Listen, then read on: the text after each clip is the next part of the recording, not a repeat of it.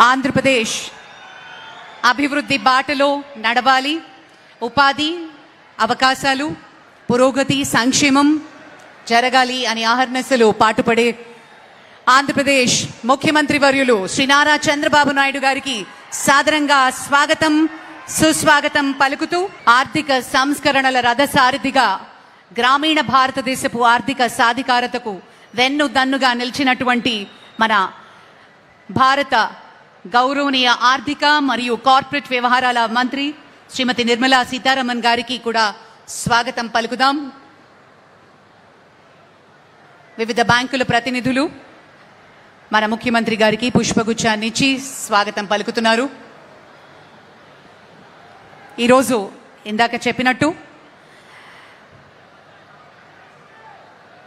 ఎంతో ప్రాముఖ్యత కలిగినటువంటి ఫ్లాగ్ ఆఫ్ ఘట్టాన్ని మనం వీక్షించబోతున్నాము. యూనియన్ బ్యాంక్ ఆఫ్ ఇండియా సమకూర్చినటువంటి 42 లక్షలు విలువ చేసే అంబులెన్స్లను ఫ్లాగ్ ఆఫ్ చేయనున్నారు.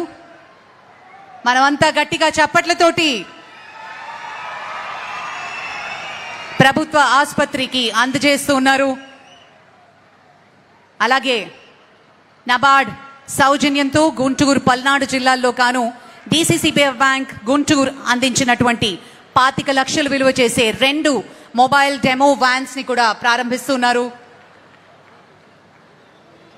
అలాగే బాలికల కోసం ప్రత్యేకించినటువంటి సైకిల్స్ ని యూనియన్ బ్యాంక్ అందిస్తున్నారు. Central bank